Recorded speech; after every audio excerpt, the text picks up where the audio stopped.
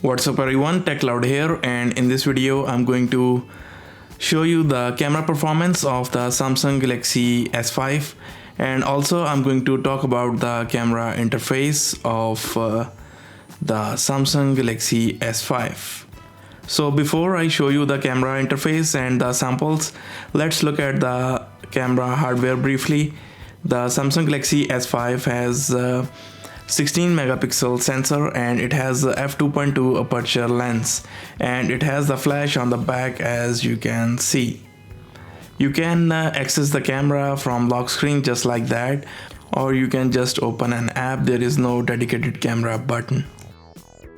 So let's look at the camera interface and the features that are available within the interface. The interface has the dedicated movie and the camera shutter button, and it will show you the scene mode on the top right corner in the automatic mode, and you have a mode selector button, and you have the gallery button. You have the button to switch the front or rear facing camera, and you have the beauty shot as well. You can change the intensity of the beauty shot. And also you have the selective focus, where you can take the picture and you can choose the focus point later on after taking the picture. You have the HDR as well, and these two buttons are actually customizable. We will see how they can be customized later. Let's look at the settings. We have the picture sizes from 16 megapixels to 6 megapixel. It can take burst shots, and you can turn on the image stabilization. It can detect faces as well. And right now the ISO and the metering modes are not available. The reason is the HDR is on. If you turn off the HDR, then the ISO will be available to change, as well as the metering mode. And there is a tab to take a picture as well. And you have the selective focus, the same basically button inside the settings as well. And you have the movie capture mode from VGA all the way up to 4K. And you have the normal movie mode. You have slow motion, you have fast motion, and you have smooth motion. The slow motion also has different settings from 1:2, 1:4, and 1:8. The digital image stabilization is also available for the video, but it is only available for 1080p videos, not the 4K videos. And the audio zoom is also available, and you can choose all kind of effects. The flash is available, the timer, the HDR, rich tone is also available. You can tag the locations. You can change the location from SD card to phone. Also, you can turn on whether you want to review the photo or video that you have just taken after taking the photo. And you can actually use the camera remotely using another device which is called Remote Finder, and you can connect through Wi-Fi. And you have the white balance settings, and you have the exposure value or exposure compensation settings as well. And you have the grid lines turn on and off, and you have the voice control.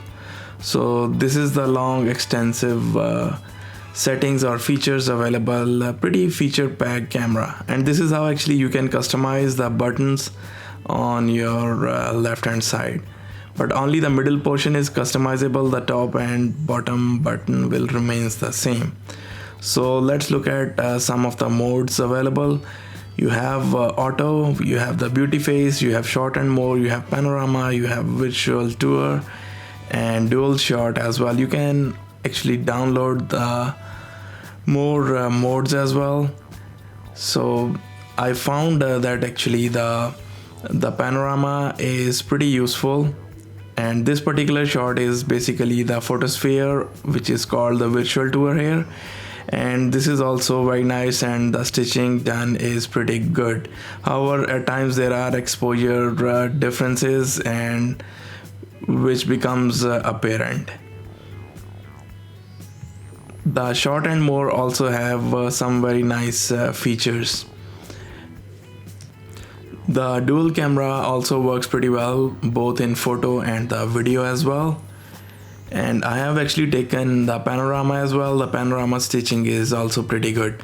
I have taken a few shots in shoot and panorama, and once you have taken the picture you can edit that picture and you can turn on different things like best photo, eraser, drama shot and things like that. And all these shots sometimes works pretty well and sometimes they don't work as well, but when they work they produce a pretty nice effect. This is the best shot where you can actually select the best shot you want, and best faces as well where somebody is properly looking at the camera. And this is the eraser mode. You can delete any object which is moving through the frame, and the rest of the picture will remain intact. This is also a nice feature. If you want to make the trail of the moving objects, then you can use the drama shot. For example, this kitten was moving very slightly, and you can see there are actually different options available, and you can select any 2-3 photos to make the drama shot. This effect can be more exaggerated if the movement is more. Similarly, using this mode you can get the panning shot as well, and you can change the motion blur, whether you want the motion blur horizontal or at a certain angle.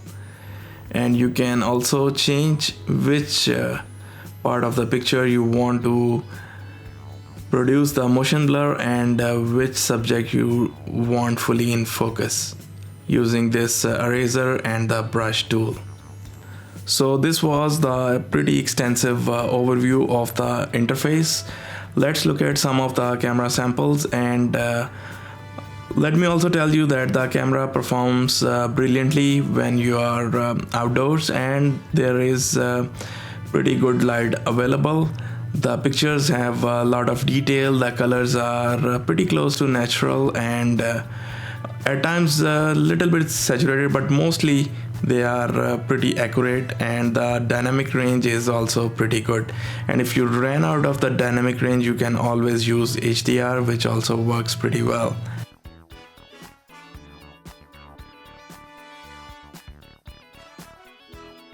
This particular shot was taken auto mode. In order to reveal the shadows, I used the HDR mode and it worked pretty well, although the sky was little bit blown out.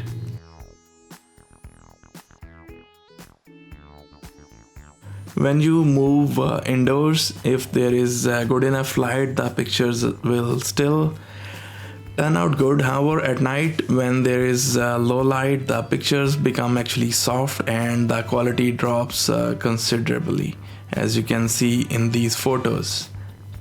But still they are actually better than the previous version of the Samsung Galaxy S series phones, but it's still not as good as some of the competing devices. And the panorama works pretty well. The stitching and the overall quality is pretty good. And this is the slow motion shot, and the slow motion has the different settings from half speed, quarter speed or 1/8 speed. And this particular shot was taken at 1/8 speed, which is the slowest of all, and it records the video in 720p. However, it does not record any audio during the slow motion, which is understandable, but for some creative reasons I might actually enjoy the audio as well. And there is also a fast motion video as well, and there is also a normal 1080p video as well. The video stabilization is available in the 1080p mode, and which works good enough at night in the low light outdoors. The video is a pretty standard kind of video, nothing special and nothing too much wrong with it, except there is quite a bit noise which is apparent and noticeable. It is also pretty soft, and in 4K video, which is the currently you can see on your screen, and it's scaled down to 1080p at the moment, and it works pretty well, although the stabilization is not available, but the overall quality is great.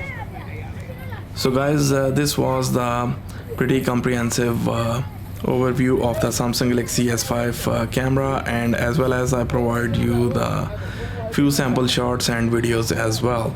In the coming couple of days, you will be able to see the comparison with the HTC One M8 and the Sony Xperia Z2 as well. So stay tuned for those videos. So guys, I hope that you have enjoyed the video. Thanks for watching, and subscribe for more videos like that, as well as the other tech help videos, the unboxings and the gaming videos. And if you like photography, you can subscribe to my channel Digital Image. Take care, bye.